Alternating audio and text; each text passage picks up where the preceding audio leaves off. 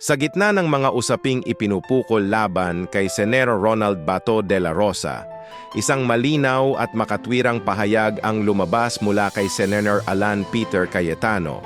Ang hustisya ay dapat nakabatay sa batas at due process, hindi sa politika, hindi sa takot, at lalong hindi sa dayuhan. Ito ang mensaheng kailangang marinig ng bawat Pilipino sa panahong pilit tayong hinahatak ng ICC pabalik sa ilalim ng kanilang kontrol. Tama si Cayetano, may sariling batas ang Pilipinas.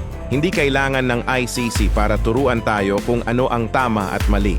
Ang ating mga korte, ang ating konstitusyon, at ang ating sistemang hudisyal ay sapat para managot ang sino mang nagkasala kung meron man.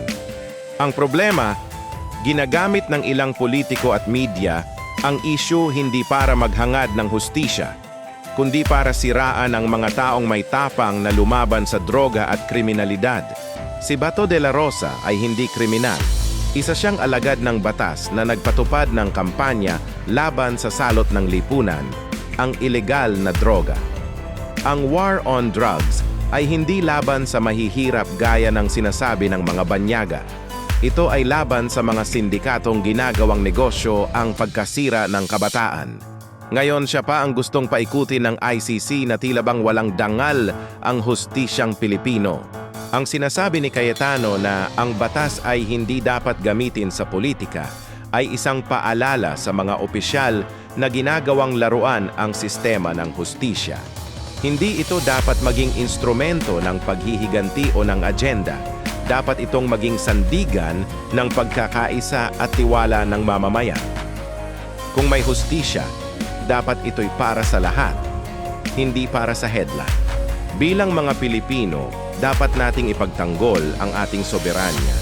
Hindi tayo dapat magpadikta sa mga banyagang hukuman na hindi alam ang tunay na kalagayan sa ating mga komunidad. Kung may kasalanan, dito sa ating bayan iyon dapat patunayan, hindi sa korte ng mga dayuhang may sariling interes. Kaya tama si Senator Cayetano.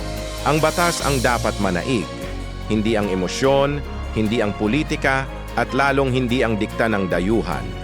Ito ang paninindigan na matagal nang ipinaglaban ni Pangulong Rodrigo Duterte at ng mga taong tunay na nagmamalasakit sa bayan, at hanggat may mga lider na handang tumindig para sa prinsipyo, hindi kailanman matitinag ang dangal ng Pilipinas.